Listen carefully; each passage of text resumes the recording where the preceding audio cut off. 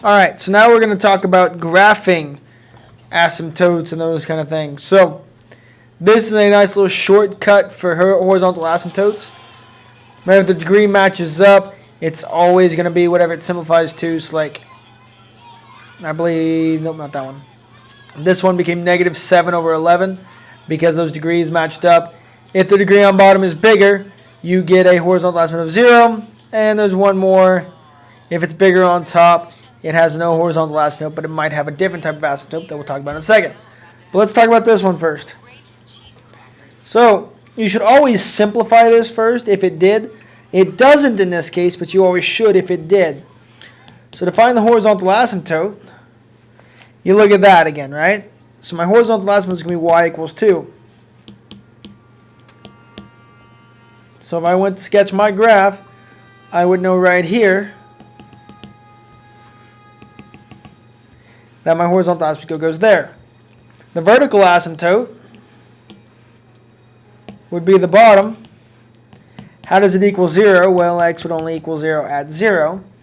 So even though on a regular graph you couldn't see it, like on your calculator, there'd be a dashed line here.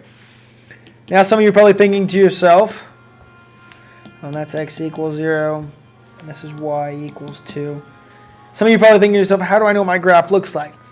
Now comes some common sense. Sometimes you can still do your y-intercept. That's the word. Sorry. But obviously if I plug zeros in there, that's not going to be a 3 because I'm going to have a 0 on bottom. So I have no y asymptote in this case. But you can also think to yourself common sense wise, x squared is always going to be a positive number. X squared is always going to be a positive number. If I add 3 to a positive number, I'm always going to be positive. So I have to be positive. And so the graph can't go down. If it can't go down, it has to stay up. So I have a graph like that. Honestly, the best part is if you get the asymptotes, if nothing else, even if you can't put it in your calculator, you should be able to take a 50-50 guess as to which graph it is if you're doing a multiple choice. Now, oblique asymptotes, the other things I have to talk about. Oblique asymptotes, also known as slant asymptotes, can occur, but they only occur if the top degree is 1 bigger than the bottom. To figure out the oblique asymptote, all you have to do, and I don't even know what I just said, oblique asymptote, is perform the division. Okay? So if you can do synthetic, that's fine. Add coming down, multiply going across. Add going down, multiply going across.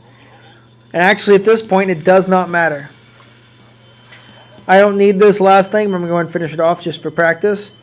This part doesn't matter. This part right here, this is an equation, a linear equation. Ignore the remainder. That means that if I were to graph this, well, first off, I'm assuming you all see the vertical asymptotes at 2, right? Then if I were to graph this, I could start at -1 because that's a -1 right there. Go up 2 over 1. Up 2 over 1. And do another dashed line right there. And the graphs will always fit like this. I'll show you real quick. Actually, I guess they don't have to, but they always seem to fit like this, where they fit in the little keyhole here. That is your oblique asymptote. So to graph rational functions by hand, there are 5 steps. Find the zeros of the denominator to locate vertical asymptotes. Find the horizontal or the oblique. Find the zeros on top. And then find the y-intercept if it exists. And then you can also plug in more numbers to find more points. So let's do it on this one real quick, because I should be under time. Making the top equal to 0. That equals -3/2, right? Can you see that? Subtract the 3.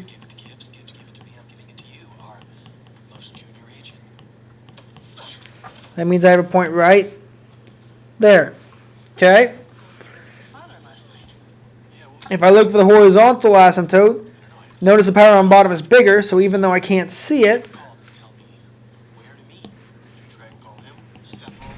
it'll be right here along the axis. Something I haven't mentioned much, but your graphs can actually cross the horizontal asymptote. They just have to approach it at the ends. Then I'm factoring the bottom real quick. Factors of 18, that subtract to make 7 will be 9 and 2. I like my method better, so I'm going to do it my way.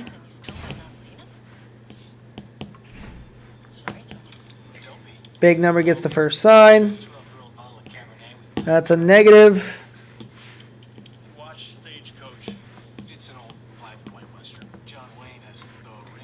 3x, x plus 3. Negative 2, and that's x plus 3.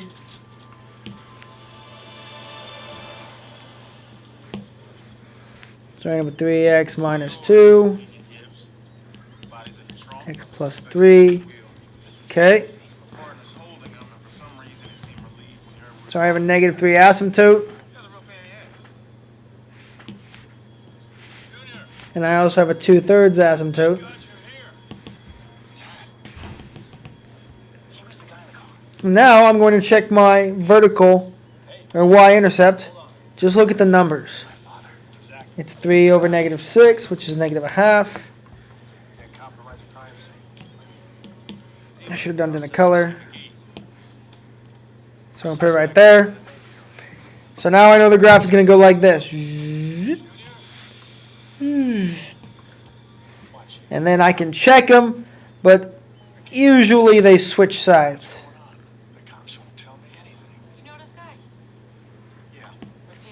Also, it's because it's positive. I know it's in the top quadrant over here.